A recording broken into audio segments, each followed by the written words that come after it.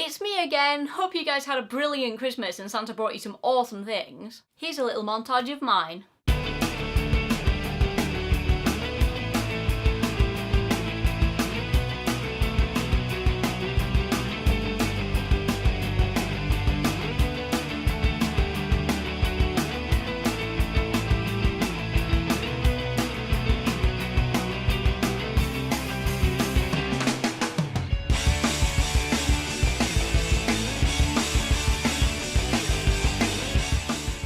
Yeah, I had a good Christmas. Usually we all go crazy and buy too much alcohol and a massive meal that always gets wasted because there's only 3 of us, and my mum always buys everyone too many presents because she's too generous. This year we scaled it down a bit and it was pretty good. We didn't spend too much money on each other, we didn't sit around watching TV all day, we actually played board games for about 3 hours, and I have to say, I think I can proclaim myself the queen of board games. I won Cluedo 4 times and Monopoly. I was on fire. Also, we decided to book the Christmas turkey tradition and have stir fry. Controversial! But no, it was really good. We made vegetable stir fry, sticky coconut rice and homemade spring rolls, and we didn't have epic leftovers, so we didn't do that usual Christmas tradition of violating ourselves by trying to fit more food into our bodies than physics will allow.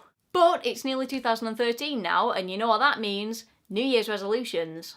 I don't normally make New Year's resolutions, and here are some of the reasons why. First off, I get the idea that it's a new year that represents the next chapter of your life and you should work towards making a brighter future by setting some goals. Who the hell keeps New Year's resolutions? Seriously, no one I know has ever got to about July and gone, oh, remember that amazing life-changing thing I said I was going to do for New Year's resolutions? Freaking nailed it! New Year's resolutions are things that people say to convince others and themselves that they're going to stop procrastinating and actually do something with their lives, and then once January's over they're just cast out into the void of nothingness along with all the other birthdays and things you learnt in school that you just don't care about. Secondly, and this may be conducive to why we don't keep them, is most people's New Year's resolutions seem to be either ridiculously ambitious or completely pointless.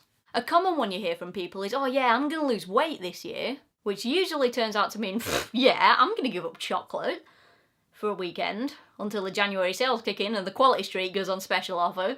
Or maybe they want to become a more selfless person and help other people. Yeah, I'm going to do something amazing for charity. I'm going to save some lives. Which means throwing 60p into a homeless man's hat and shuffling away guiltily pretending he's not going to spend it on booze. But some of them are just too much too soon. I've heard people who've just broken up with someone going, right, yeah, New Year's resolution, get married. So you've just broken up with someone and you want to get married for the rest of your life to some random new person that you've not even met yet, less than a year from now.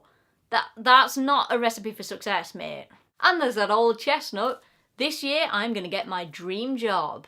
I mean, I completely understand the horror of being stuck in a job that you don't like because your adult life didn't quite pan out the way you hoped it would. That's a soul-destroying situation. But surely it'd be more realistic to take smaller steps in the right direction rather than just, here I am stuck in my boring life. BAM! Dream job.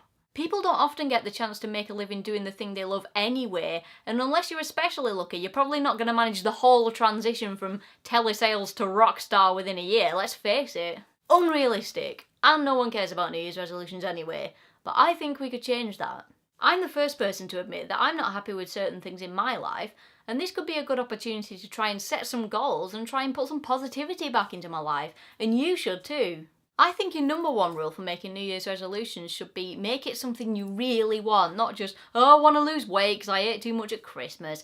Think about something you really want to achieve in the long run and make it tie in with that. Rule number 2, don't be unrealistic. If it's something you can't do within a year, or it takes a lot of time and effort to achieve, just make it a smaller step that leads towards a bigger thing. Then if you keep achieving the little things, they'll add up until you're at the top. But most importantly, rule number 3, you don't have to wait till New Year to change your life.